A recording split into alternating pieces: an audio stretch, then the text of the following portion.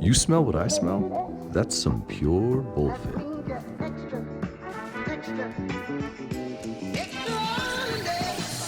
What's up, motivators? Welcome back. It's Kevin. This is Pure Bullfit. In the waning hours of 2019, I thought I would have a little informal video with you guys. Thank you very much, sweetheart. Answer a few funny, fucked up, and frequently asked questions that I got out of comments and I get out of direct messages all of the time.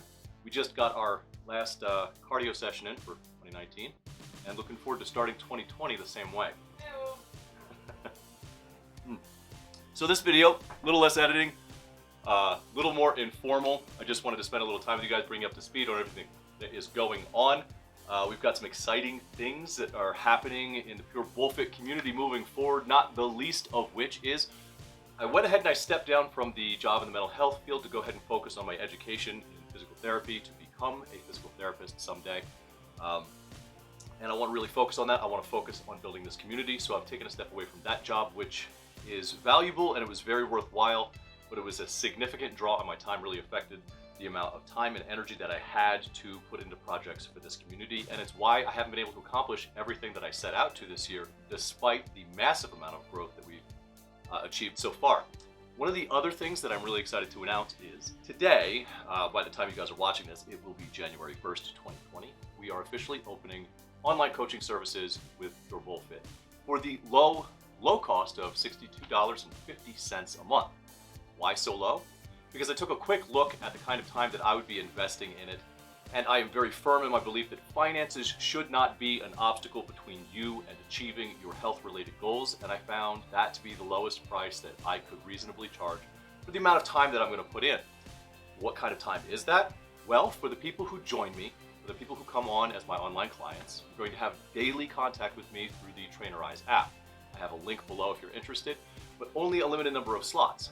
Daily contact, unlimited programming, nutritional guidance, and weekly video chats should you choose to want to take advantage of them so that we can talk, build that relationship, and I can guide you through and help you get closer to your fitness goals, particularly if those goals are strength related, general conditioning. You want a body composition shift. You're into bodybuilding, strongman, powerlifting. I am a journeyman in this field. I've only been training folks for about 7.5 years, but I've had a lot of success with all of my clients. Everybody who's participated has become closer to their goals. They have achieved progress. I'm very proud of that. So if you guys want to get with me, if you want to train with me, go ahead and click that link below to understand right now there are only limited number of slots so that I can make sure that I'm giving people proper service before I take on more clients. I don't ever want to just get as many people on. This is not sort of like a training mill kind of thing like some of these guys online do. You're going to be working directly with me, not with anybody else, so have no fear. However, the slots will be very limited at first. But in addition to that, I just wanted to spend some time with you guys. I just wanted to share a couple of the questions and the comments that I frequently get in the comment section that make me laugh or honestly kind of piss me off. Some of the weird shit that people have in their heads about me, and I've got them right here. We wrote them down. We picked out a lot of the common themes, so they're not exact quotes. I'm not going to be flashing them on the screen. I'm not going to be sharing people's personal information. I want to be really clear about that. I don't need anybody harassed on my behalf or anything like that. So with that, I thought we'd get right into it. This is going to be off the cuff. We've written them down, but I don't have any rehearsed answers or anything, so this is not going to be my normal articulate self. So let's get right into it. And the first one that we've got here, in no particular order by the way, is your name really Kevin? Yeah, my name is really Kevin. I don't understand why people keep making insinuations that my name isn't Kevin, that I'm trying to hide my identity, or that I'm really somebody else. Is that something that people online do? Because I'm really easy to find on Instagram, I'm easy to find on Facebook, and it's really easy to ascertain that yes, in fact, my name is Kevin. If I got to choose my own name, I wouldn't pick Kevin. No offense, Mom, but that's not what I'd go with. All right, why should I listen to you? This is one of my favorite questions, because you shouldn't. You shouldn't just listen to me. So when I rake somebody like Chris Heria over the coals, or I call out Jason Blaha or any of these other asshats out there that are putting bunk-ass information out there, Thomas DeLauer, Jim Stefani, all of these guys, don't just accept my word for fucking gospel truth. I do not shit nuggets of universal wisdom. Okay? Fact check my ass. Not literally my ass. No, that's off limits. However, fact check the things that I say and that I share. We should be engaging in critical thinking, analysis. We should be taking the information in with a critical mind and evaluating it not just for veracity, but whether or not it's applicable to our lives. So when I get something wrong, I really do try to go ahead and make a video real quick and clarify, and sometimes those clarifications are jokes because 5 reps aren't magic and Kool-Aid drink. All right, that word was not okay to say. I can be pretty vulgar, but specific ones I can't actually say, so I had to go ahead and edit that out. All right, back to it. Have you ever killed anybody? Yeah, I was a United States Marine.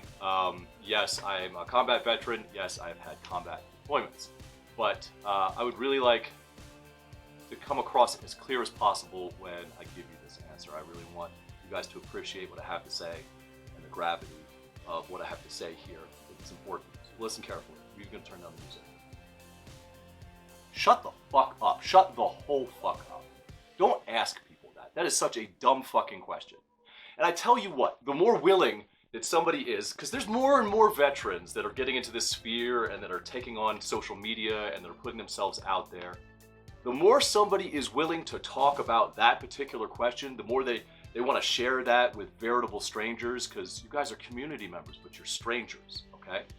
We don't know you. So the more willing they are to, just kind of put those details out there. Everyone I know who's ever killed anybody, myself included, from the moment you kill your first person, you're pretty... Yeah, the more fucking full of shit they are. You're fat. What do you know about fat loss? It is true. I put on 20 pounds in the last 3.5 months in order to reach my self-inflicted goals of hitting a 405 bench and a 500-pound squat by the end of my 40th year of life, which is this year.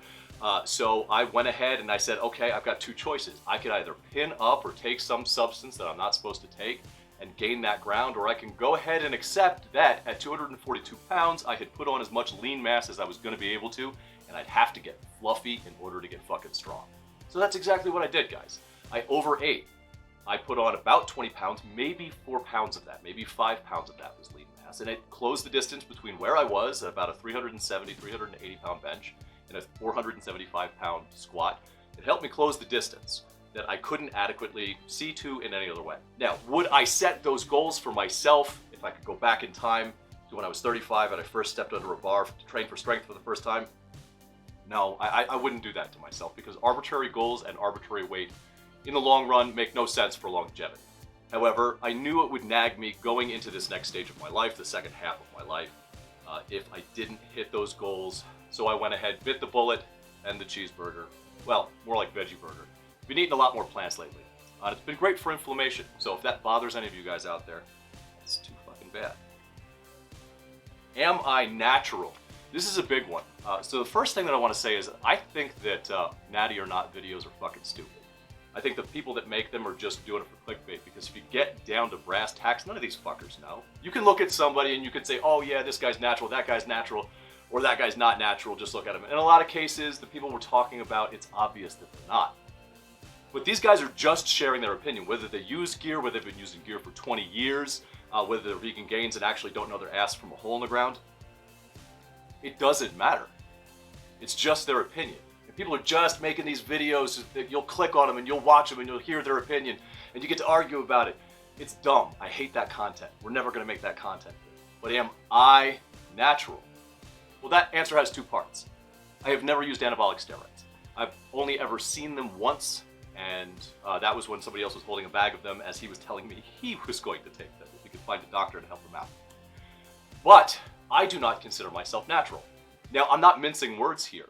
Back in 2016, when I was suffering from a lot of pain due to degenerative joint disease, somebody turned me on to the idea that a substance, a SARM called MK2866, could heal my joint damage.